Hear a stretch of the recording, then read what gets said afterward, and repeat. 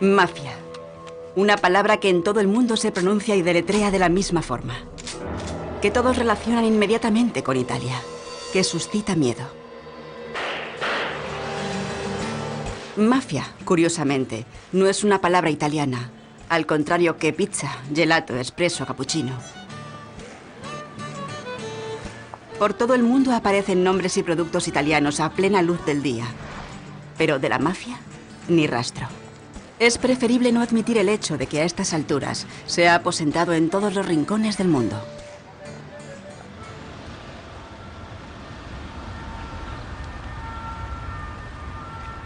Incluso cuando se producen espectaculares matanzas mafiosas, como la de Duisburg en agosto de 2007, la autoría se endosa rápidamente a Italia, puesto que la mafia es un problema italiano.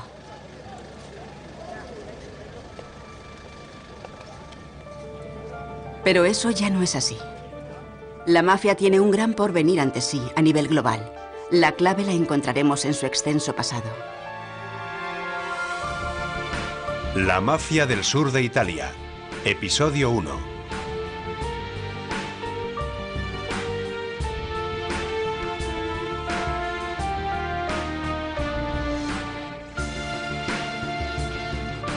Desde sus inicios, la mafia solo tenía un objetivo: exprimir hasta la última gota de todo aquello que cayera en sus manos, para luego tirarlo. Un objetivo que vuelve a estar de actualidad.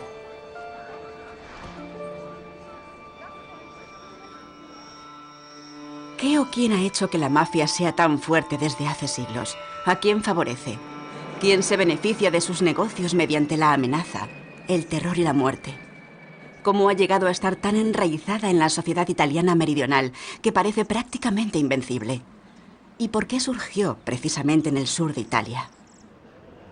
Tan solo desde mediados del siglo XX, los historiadores intentan averiguar el origen de la mafia. Enzo Ciconte es uno de ellos. Respecto a este tema no hay mucha documentación, pero sí circula una leyenda difundida por la propia mafia. Había una vez 3 caballeros españoles: Osso, Mastroso y Carcañoso. Se cuenta que en 1412 llegaron desde España a Italia, concretamente a la isla de Favignana, en Sicilia. Durante 29 años permanecieron en las cuevas de Favignana. Durante este tiempo aprendieron lo que se conocía como normas sociales.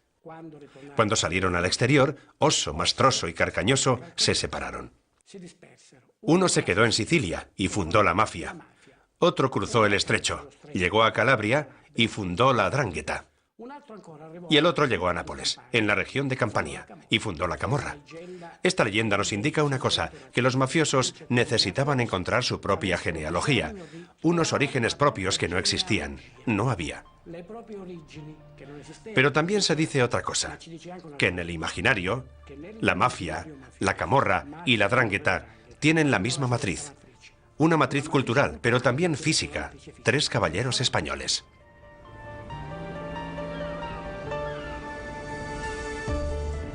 ¿Por qué recurren los mafiosos a España en su supuesto árbol genealógico?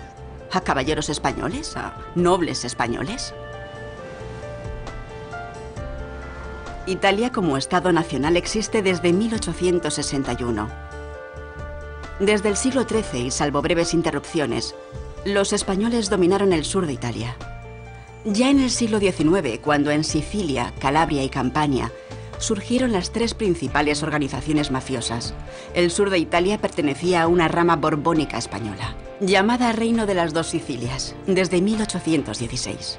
Es decir, las mafias se originaron en territorio español.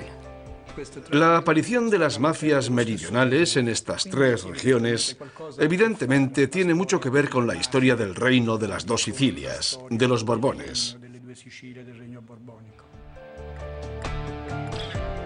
Sicilia fue la que más tiempo permaneció bajo dominio español.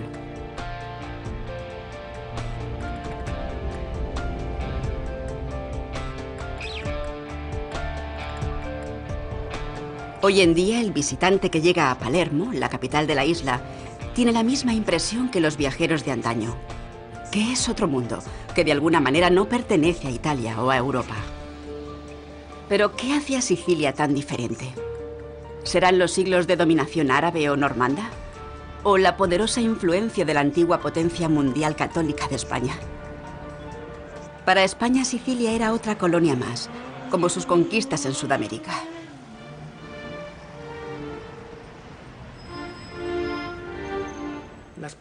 España desempeña un papel fundamental en la creación de las organizaciones de la mafia. Durante el período español, lo más importante era el intercambio de favores con el poder. O sea, el que progresaba no era el que más mérito tenía, sino el que se hacía amigo del rey, amigo del que mandaba. En el marco de estas costumbres culturales nacieron las organizaciones mafiosas. Fue cuando determinados grupos de personas decidieron unirse. Sicilia siempre fue territorio de disputa, en confrontación abierta con los mayores enemigos del Oriente cristiano, el mundo árabe. Actualmente Palermo está lleno de documentos que hablan de un catolicismo militante y enfocado hacia la conquista.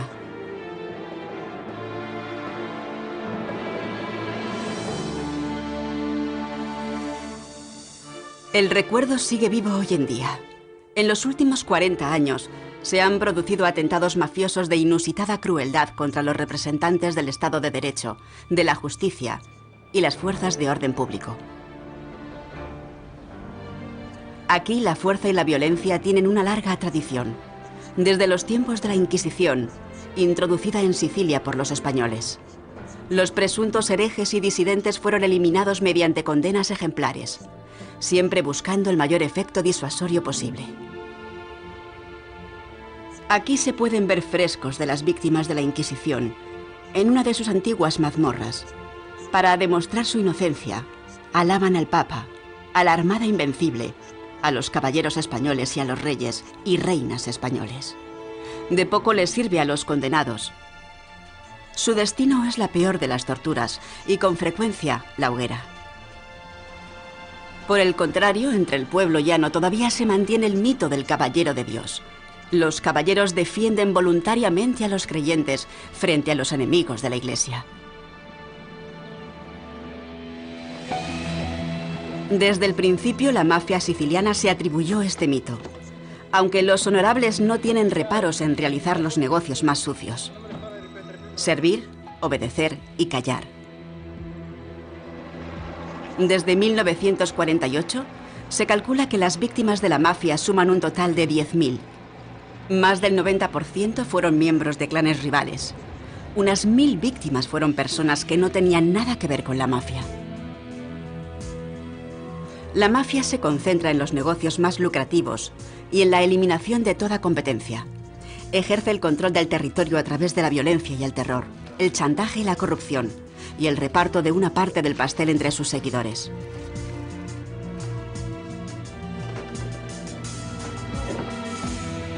Hay que aceptar un alto riesgo, que incluye soportar largos años de cárcel en silencio y con dignidad.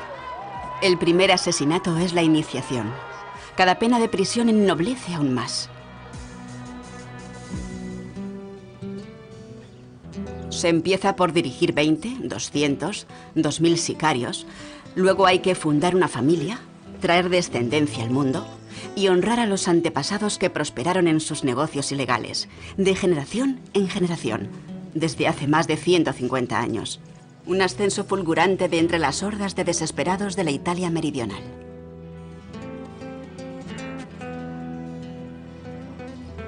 Ya en el siglo XIX aparecen los nombres de algunos de estos antepasados en los archivos judiciales de Italia y Estados Unidos. Para ellos, el sueño de la aristocracia mafiosa se hizo realidad.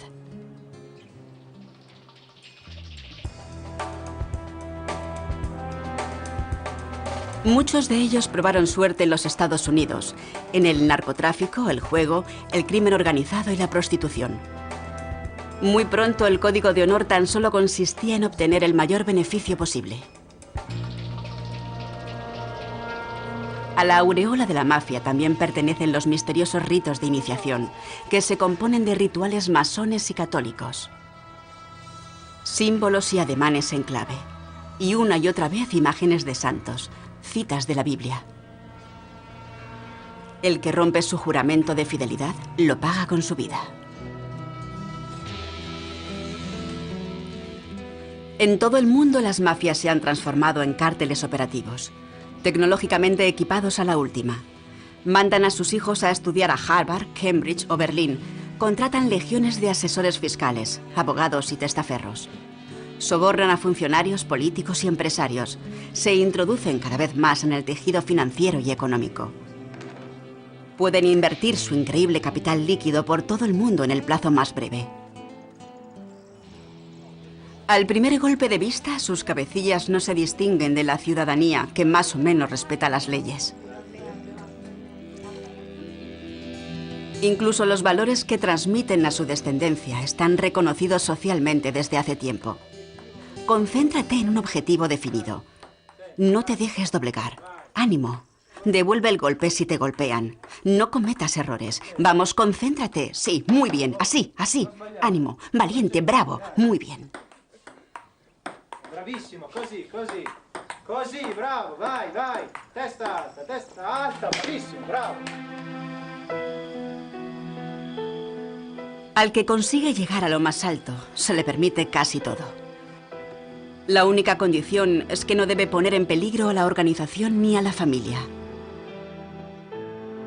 Se calcula que hay unos 150.000 miembros activos de la mafia, menos de un 1% de los 20 millones de habitantes del sur de Italia. El único riesgo es la muerte prematura.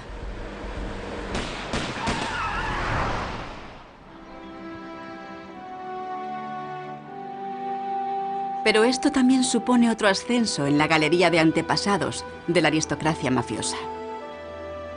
Actualmente los escolares de la Italia meridional se conocen los nombres de los capos y las grandes familias mafiosas, mejor que los de los fundadores de la patria italiana. Los mafiosos siempre han contado con el encubrimiento de la Iglesia Católica. Esta necesitaba una fuerza de orden fiel en las ciudades y en el campo. Los mafiosos siempre se han presentado como buenos católicos creyentes, como custodios de la fe, porque el mafioso es básicamente muy conservador. Por otro lado, el mafioso necesitaba el consenso. Y en una sociedad católica como la meridional, lo más conveniente era tener a la Iglesia de su parte. Por otro lado, la Iglesia no tenía o creía no tener ningún motivo para oponerse a la mafia. Por este motivo, la Iglesia y la mafia han estado unidas en un abrazo mortal hasta la década de los 90. Esto todavía se aprecia, por ejemplo, en la procesión del Viernes Santo en Trapani, un baluarte de la mafia en Sicilia occidental. Un barroco al estilo español, un marco creado por los jesuitas, en el que el pueblo estrechaba los lazos con la Iglesia a través de fastuosos festejos y procesiones. Se representaba a sí mismo en rituales y debía inmunizarse contra reformistas desafectos del Papa, o peor aún, contra ateos liberales y revolucionarios.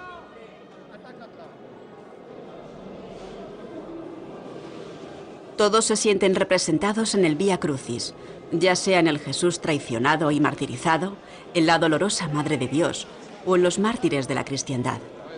¿Acaso la población del sur de Italia no fue también traicionada, vendida y gobernada por foráneos durante siglos? ¿Acaso no han llorado generaciones de madres por sus hijos e hijas robados, desaparecidos o asesinados? La contrarreforma manipulada desde España supo aprovecharse de este sentimiento. Pero también los mafiosos se presentaron como los sucesores del valeroso caballero cristiano y protectores del pueblo llano. Un espectáculo semejante jamás habría sido posible sin su dinero. Pero tampoco sin la participación activa del conjunto de la población.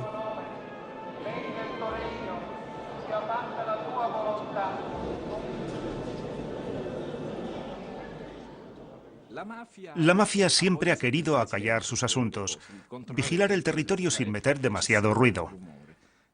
Tal es así que en los pueblos se lleva a cabo un control silencioso de las manifestaciones populares a través de las hermandades y las organizaciones locales. Los que gestionaban estas manifestaciones siempre han ejercido un control tácito para utilizarlas en beneficio propio.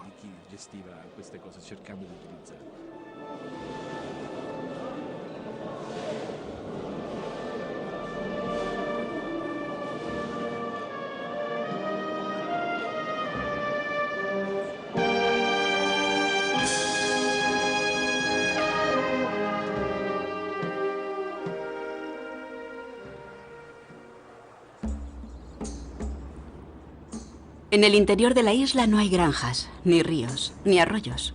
Apenas hay arbolado. Es un paisaje destruido y empobrecido. Antiguamente Sicilia fue una isla densamente boscosa y con muchos recursos hídricos. El granero del Imperio Romano. Pero fue explotada por la aristocracia siciliana, obsesionada con el modelo español, que por todo el mundo exprimía a la población de sus colonias como un limón y luego las abandonaban a su suerte, sin pensar en las terribles consecuencias para las personas.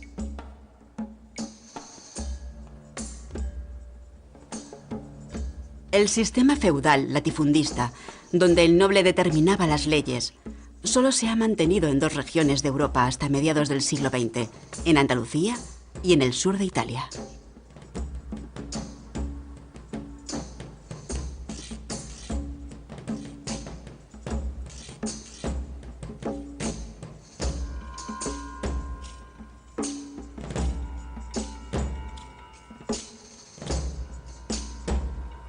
El sistema económico estaba impregnado de una explotación despiadada, ya fuese en la agricultura, en las salinas o en las minas de azufre. Aquí la Iglesia, la monarquía o la aristocracia jamás aceptaron los derechos humanos definidos por las revoluciones de Estados Unidos o Francia, ni siquiera la protección de la infancia. Prevalecía y sigue prevaleciendo el principio de quien tiene manda. El valor de la vida humana solo se define por la capacidad de acumulación de riquezas del poseedor. Hubo una declaración de principios, una autocertificación del final del Estado feudal, pero el Estado feudal no desapareció nunca.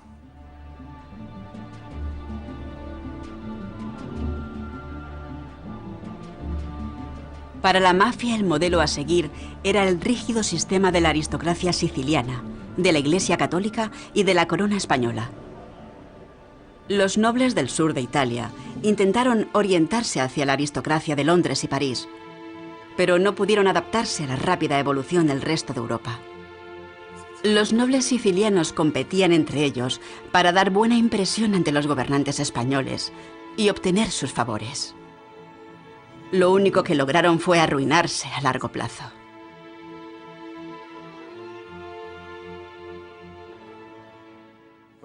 Todo empezó a finales del siglo XVII, en cierto modo por el efecto Versalles. Dejaron las propiedades en manos de administradores y se dedicaron a construir palacios cercanos a las sedes del poder. En esta rígida sociedad no había espacio para la iniciativa libre, para el ciudadano libre. Sicilia carecía de una clase media, de una franja de población más culta, que en otras zonas era la burguesía, los artesanos o los profesionales. Es decir, carecía de ese salto cualitativo del campesino que se convierte en empresario. En Sicilia eso jamás existió. El gabelotto, el administrador y recaudador de impuestos que muy pronto controló todos los negocios subordinados, fue el punto de partida de la mafia. El creciente poder de la mafia empezó a amenazar la supervivencia de la propia aristocracia, pero esto a los nobles no parecía preocuparles.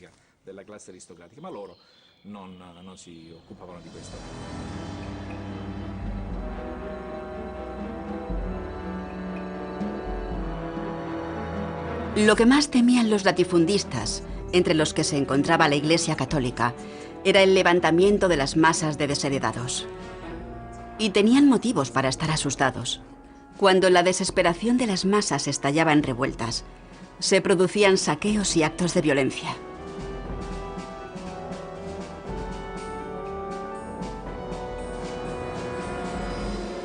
La tarea más importante de los administradores era la represión de estas revueltas y de las bandas de ladrones que surgían posteriormente.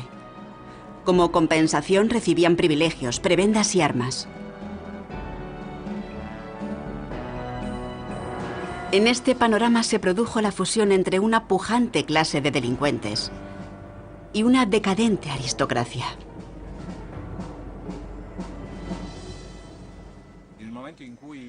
Los gabelotti asumen el control del territorio con los privilegios de los aristócratas, con el derecho a gobernar de forma absolutista, incluso las instituciones civiles y militares. Son derechos que hasta ahora los nobles habían ejercido de manera timorata para evitar conflictos con su población feudal. Por el contrario, el gabelotto hace un uso intensivo de estos privilegios para ganar poder y prestigio. Y así se crean verdaderos ejércitos locales que operaban en nombre del príncipe, por lo menos al principio.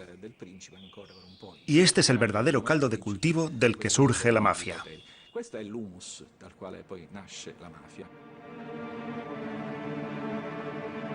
Copian el lenguaje, los rituales y las costumbres de los aristócratas y caballeros españoles, incluso de la Iglesia Católica. Juran sobre la Biblia, se declaran asociación conjurada de vengadores y justicieros, siempre al servicio del pueblo llano y del cristianismo.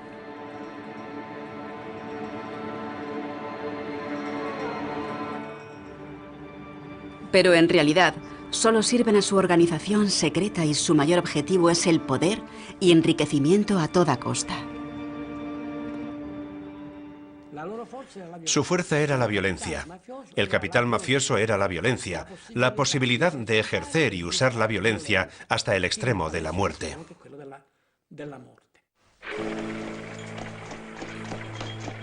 El gabelotto, el representante del noble latifundista, que ejerce sus derechos y privilegios en estrecha colaboración con la Iglesia, pasa a ser el verdadero capo, jefe e intermediario ante la población rural inculta y en las ciudades.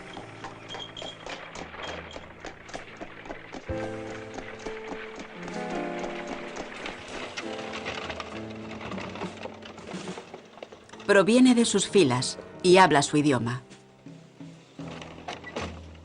Goza de un gran respeto, porque si es necesario, defiende su honor y el de sus hombres con las armas, incluso frente a los poderosos aparentemente intocables. Por ello se define como hombre de honor. En este concepto del honor, las mujeres, hijas, esposas y madres cobran un significado clave. Las mujeres se quedaban en casa. Pero no por tener un papel secundario, sino exactamente por todo lo contrario, porque eran ellas las que transmitían la cultura mafiosa. El lenguaje se transmite de madres a hijos, y a través del lenguaje, del dialecto, se transmite la cultura mafiosa. Por eso las mujeres desempeñan un papel clave en esta historia, precisamente desde la cuna. La posesión más valiosa del hombre sencillo es la virginidad de sus hijas. Si una hija es seducida antes del matrimonio o incluso violada, el padre debe recurrir a las armas. O se dirige al hombre de honor, el mafioso. Este intentará intermediar para negociar un matrimonio reparador. Si no lo consigue, el hombre de honor toma cartas en el asunto con la violencia.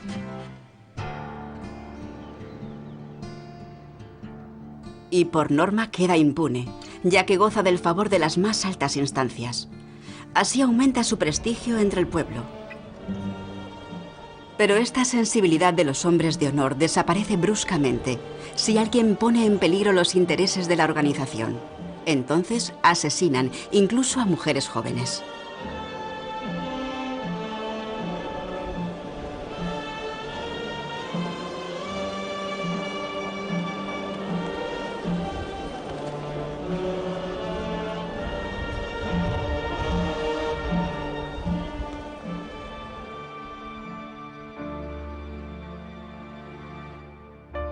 Graziella Campagna, natural de un pueblo siciliano. Casualmente averiguó que un mafioso muy buscado se había ocultado en su vecindario. Y solo por saber demasiado fue asesinada a sangre fría. Tenía 18 años recién cumplidos.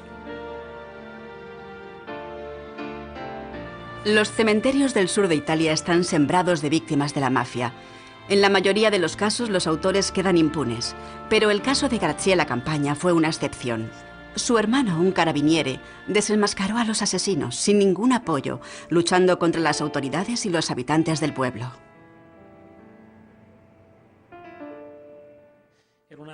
Era una jovencita que no tenía nada que ver con la mafia, ni a favor ni en contra.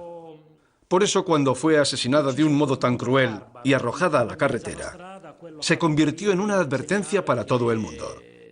Había que tener cuidado con lo que se hiciera.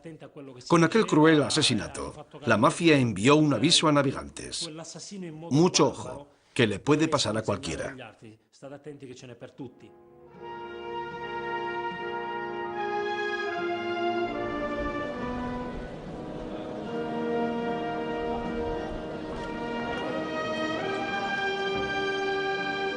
El poder de los jefes de la mafia para obtener contratos empresariales, en la concesión de puestos de trabajo, pero sobre todo el miedo y el terror que suscitan, explica claramente por qué la gran mayoría de la población de Italia meridional tolera tácitamente el terrorífico sistema asesino de las mafias.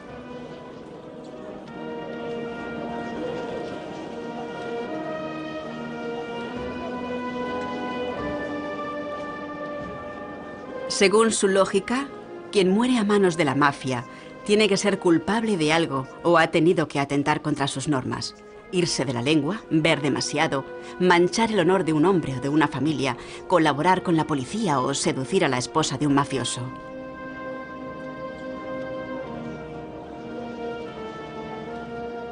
Quien es asesinado es porque ha roto alguna de las normas no escritas de los 3 caballeros españoles. Y para ello solo hay un castigo, la muerte.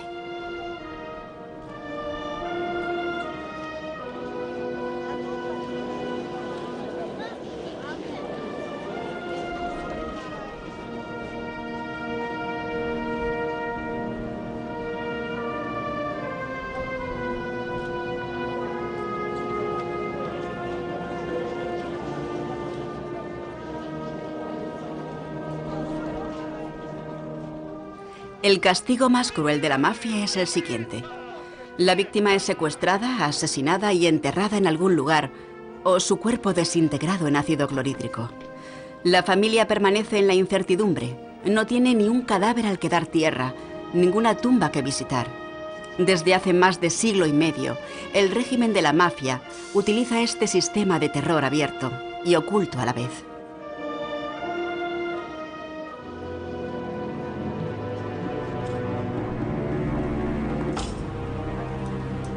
La mafia siciliana también ha ejercido influencia sobre la vecina Calabria. El estrecho entre Messina y Reggio Calabria apenas es de entre 3 y 8 kilómetros. La punta de la bota italiana fue hasta mediados del siglo XX una región olvidada e inaccesible. Pero Calabria no siempre estuvo separada del mundo. Los ejércitos napoleónicos llegaron hasta aquí y trajeron algunas de las conquistas de la Revolución Francesa. Se abolió el feudalismo. Hasta la gente sencilla pudo adquirir su propia tierra. En las ciudades portuarias se desarrolló el comercio y la industria, pero el interior siguió siendo inexplorado, demasiado montañoso. El clima era muy extremo, los caminos eran impracticables y había demasiadas bandas de ladrones. Curiosamente, entre ellas participaban muchas mujeres. Pero esto se debía a un motivo.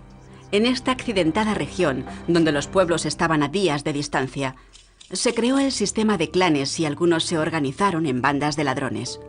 Fue el pozo de la 'ndrangheta, la mafia calabresa. La 'ndrangheta tiene una estructura familiar que la hace única dentro del panorama mafioso italiano. ¿Y por qué? Porque la inmensa mayoría de los parientes del capo del clan ingresa en la mafia después de un ritual iniciático.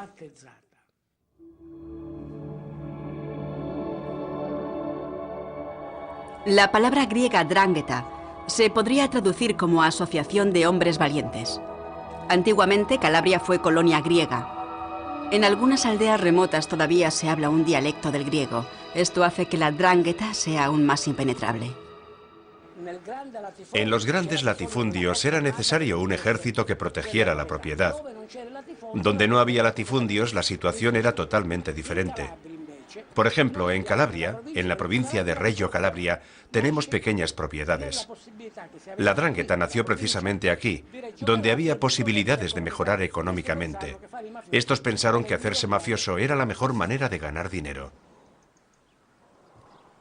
La 'ndrangheta ocupa puestos clave allí donde hay olivos, frutales y verdura, donde florece el comercio de los productos agrícolas.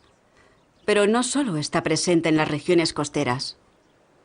El cultivo del olivar, que requiere siglos para dar sus frutos, no es cosa suya. Sus sedes son los pueblos montañosos. La 'Ndrangheta se ocupa del transporte del producto agrícola a los mercados, dictamina los precios, fija aranceles y cobra impuestos. Donde haya riqueza, la mafia siempre ejerce su dominio. La 'Ndrangheta hace lo mismo. Su base de operaciones está en los pueblos y aldeas de las laderas del macizo central Aspromonte. Allí ejerce su violento monopolio, al igual que en las llanuras del litoral. El gobierno italiano no tenía ni los medios ni el interés por controlar cada rincón de esta región pobre e inaccesible. La 'Ndrangheta decide en solitario quién se beneficia y qué se explota. Se aprovecha o se destruye, ya sean personas o la madera de los olivos en vez de la cosecha.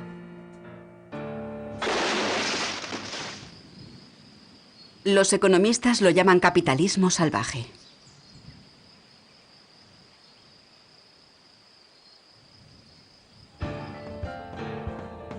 Los jefes de la 'Ndrangheta se coordinan en una organización central. Cada cual en su terreno desempeña el papel de juez, policía, inspector de hacienda, casamentero, patrón y prestamista. Ellos son el Estado, la economía y el poder.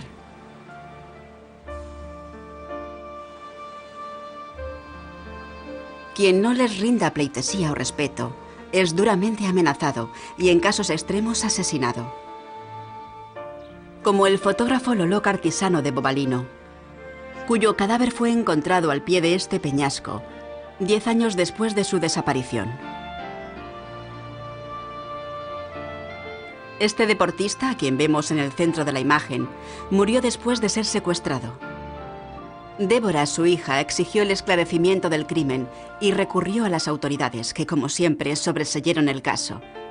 Casi todas las familias afectadas callan por miedo a nuevos atentados de los clanes. Pienso que en el sur predomina una mentalidad enferma.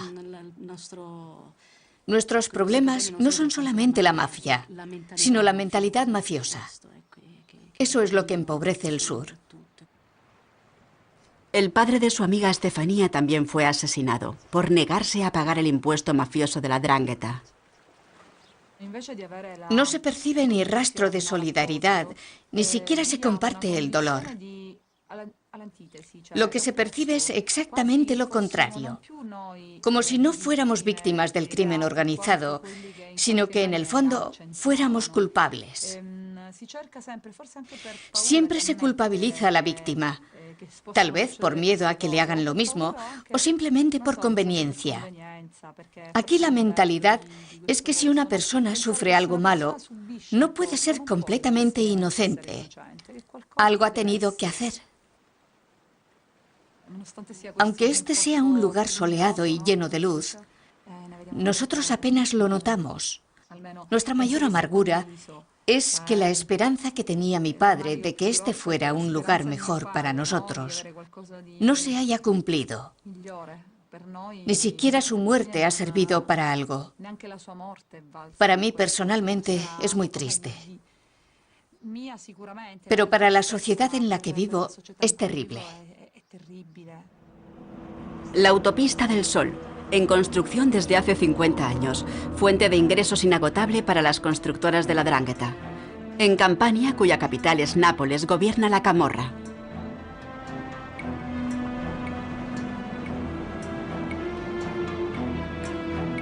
La mafia más antigua del sur de Italia siempre fue urbana, anclada en los barrios de Nápoles. En la populosa capital de los Borbones españoles, la camorra fue portavoz y representante de la masa inculta, y a la vez estrechamente relacionada con los monarcas y su aparato estatal. Por increíble que suene, la camorra representó los intereses del Estado en el sur de Italia, hasta el final del dominio español.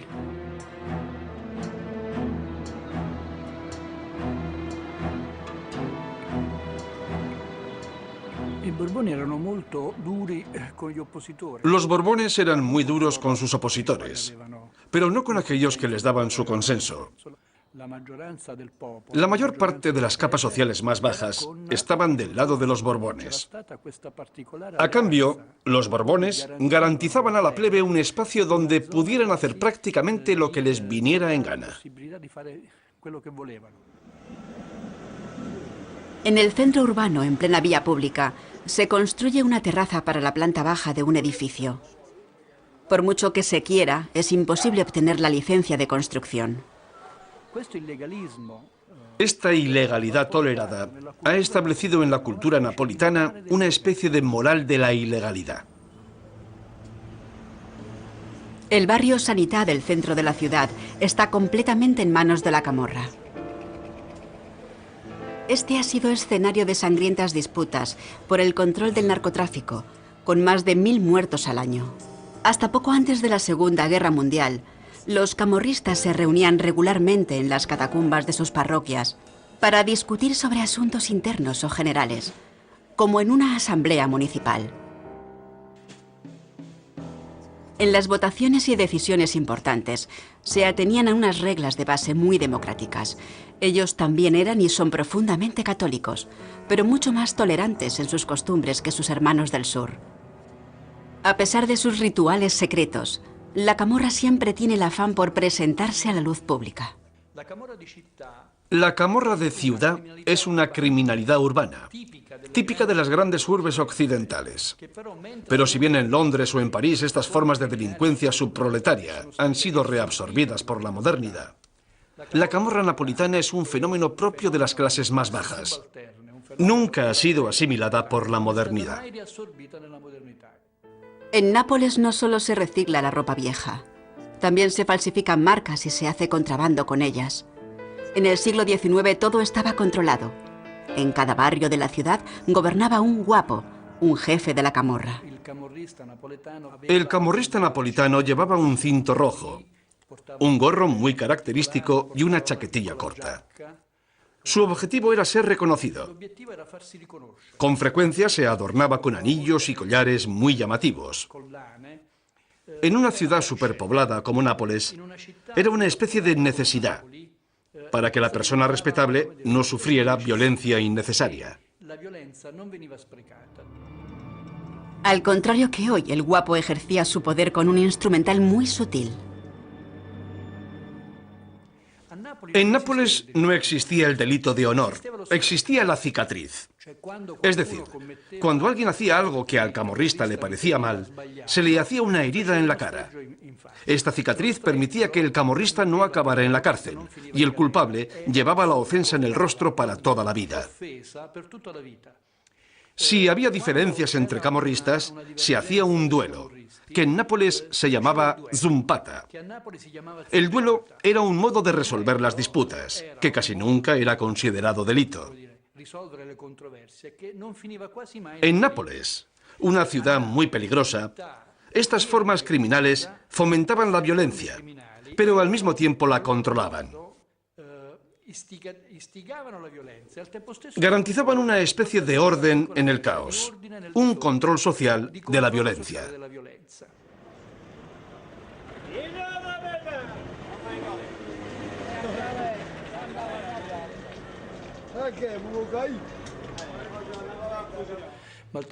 Al mismo tiempo, la gente humilde vivía en el centro de la ciudad, porque era una costumbre napolitana, de los nobles napolitanos. Estos a menudo habían perdido todo su dinero en las apuestas, porque estaba mal visto que la nobleza trabajara. Se dedicaban a dilapidar sus recursos y a alquilar sus palacios. De este modo, se creó una comunidad en la que participaban todas las clases sociales, nobles, profesionales, obreros, artesanos y las clases más bajas. Las clases más bajas vivían en los bajos o en los sótanos de los edificios, una característica típicamente napolitana. Los pobres desempeñaban un papel muy importante, ya que vivían mezclados con las demás capas sociales, pero de vez en cuando podían sublevarse. Por ello, el temor a una sublevación de los pobres ha permitido una de las ilegalidades de masas más importantes de Occidente.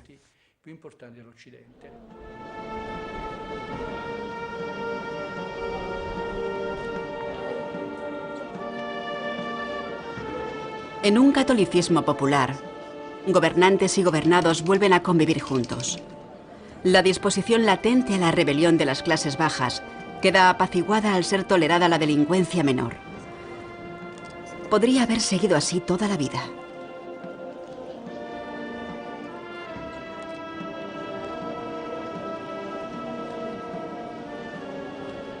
Pero en 1860, el aventurero político y héroe de la libertad Giuseppe Garibaldi derroca a los Borbones en el sur de Italia con apenas 1000 soldados voluntarios.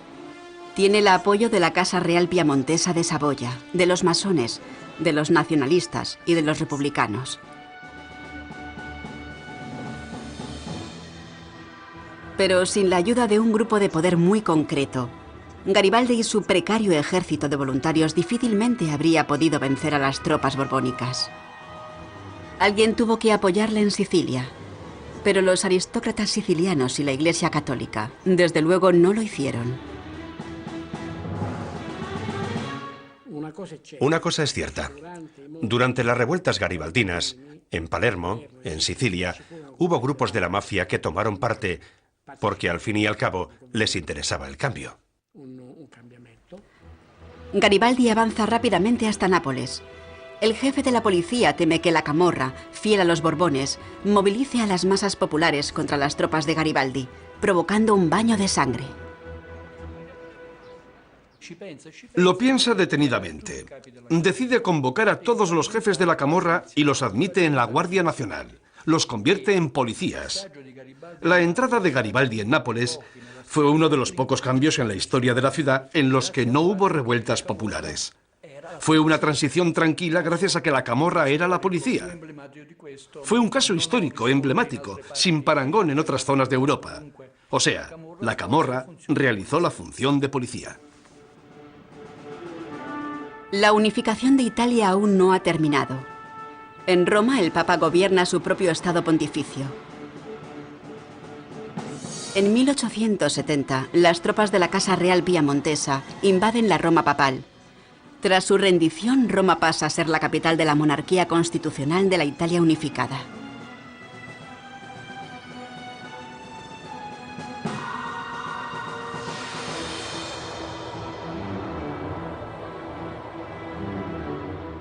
El Estado pontificio, existente desde hace más de 1000 años, desaparece para siempre del mapa.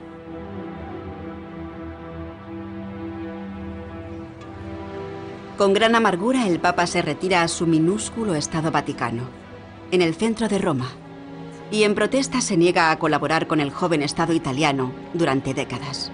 Incluso prohíbe a sus fieles participar en elecciones. El Vaticano recibe amplios apoyos del sur, que sigue siendo fiel al Papa. Junto con el Vaticano, las mafias también se oponen al nuevo Estado, que ha empezado a perseguirlos como delincuentes comunes. Sin embargo, algunos capos de la mafia se han beneficiado de la expropiación a la Iglesia. Tras la unificación de Italia, algunos Gabelotti, digamos que era gente de clase media, lograron adquirir tierras que habían sido expropiadas a la Iglesia. Algunos incluso se hicieron con un título nobiliario. Este había sido su gran sueño, ocupar el lugar de los que habían gobernado antes que ellos. Ninguno de los políticos liberales de la Italia unificada reconoció el polvorín que habían heredado con el sur de Italia. Cuando Garibaldi volvió a Sicilia en 1860 y posteriormente a Calabria, prometió tierras a los campesinos. Les prometió repartir las tierras de los varones a los campesinos. Pero esta promesa no se cumplió. Los varones volvieron a tomar la iniciativa y rompieron los acuerdos alcanzados. La consecuencia fue un violento estallido del bandidaje en el sur de Italia. Ante esto, Roma puso en marcha un ejército que acabó brutalmente con las bandas de ladrones y ajustició a sus cabecillas. Nada cambió en el sistema feudal del sur de Italia. Sucedió lo que dijo Tomasi di Lampedusa en El gato pardo. Cambiamos todo para que no cambie nada.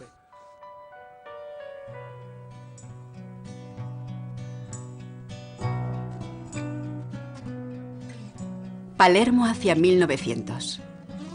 La Iglesia sigue ejerciendo gran influencia en la vida cultural.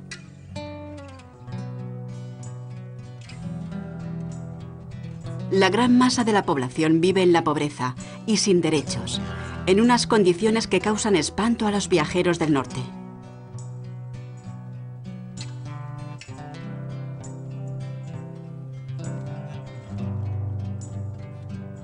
Los nobles sicilianos se comportan como si no se hubiera producido la modernización, ni la Revolución Francesa, ni la liberalización de 1848, ni la Revolución Industrial.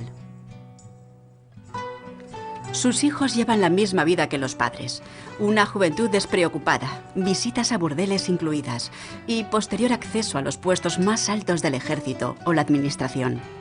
Y después, matrimonio de acuerdo a su posición social. O tal vez no. Los matrimonios con hijos de familias mafiosas cada vez están mejor vistos. Al fin y al cabo, ellos tienen lo que la nobleza necesita: dinero. Con un dinamismo, empeño y crueldad sin igual, las mafias del sur de Italia conquistan todos los campos de la economía que garantizan beneficios. Primero la agricultura y pesca, luego los mercados urbanos.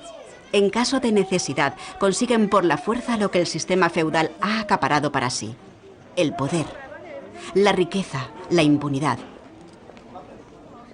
La llamada matanza, la pesca y la explotación del atún no deja de tener su simbolismo. Antiguamente fue un negocio muy rentable.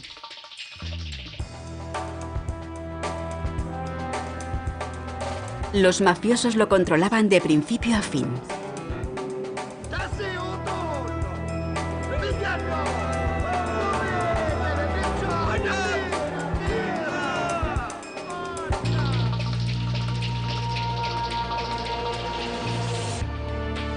Algunos ejemplares son separados del resto del banco, conducidos a una red, conocida por cámara de ejecución, y cruelmente sacrificados.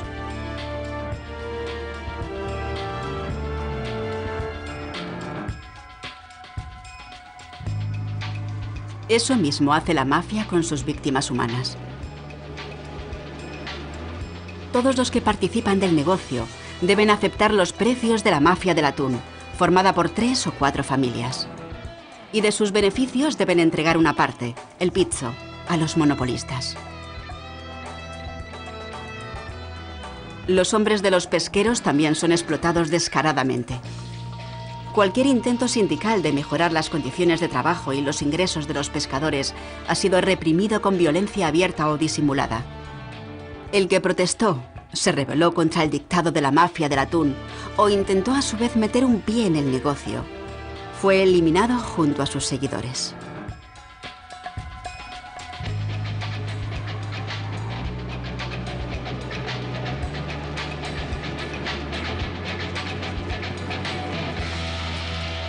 A mediados del siglo pasado, las mafias conquistaron las grandes ciudades y las enterraron bajo toneladas de hormigón. Atacaron brutalmente todos los sectores del poder estatal que intentaron combatirlos con la ley. Y eliminaron sucesivamente a todos los que no quisieron participar en su expansión a nuevos mercados.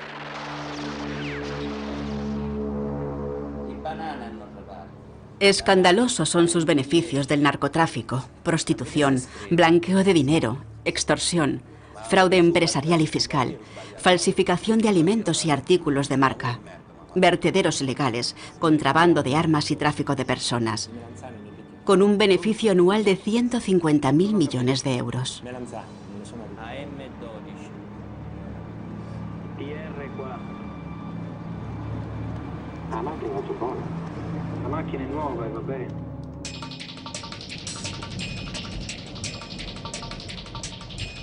Su principal sede en el norte de Italia es Milán, capital industrial y financiera. Los jueces antimafia reconocen que allí invierten cientos de millones de euros en proyectos faraónicos, como por ejemplo la Expo Universal de 2015. Blanquean su dinero negro en grandes aseguradoras y lo ponen en circulación en bancos internacionales. El Banco Nacional Italiano reconoce que cada vez desempeñan un papel más importante en las principales bolsas mundiales.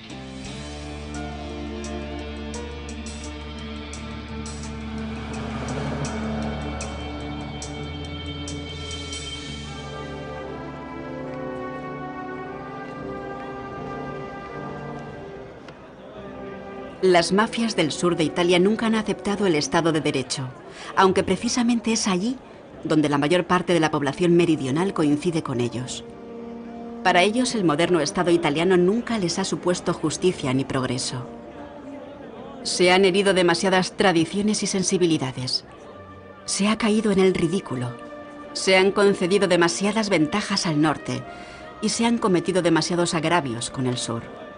La autoridad de la mafia radica en los conceptos feudales de orden y estabilidad, de favoritismo y sumisión. El sistema de las mafias no es aclamado ni aplaudido, es simplemente un sistema de terror. Pero ha salido adelante. A primera vista no es solo un sistema medieval y anacrónico. En realidad se puede decir que es moderno, exitoso y de aplicación global.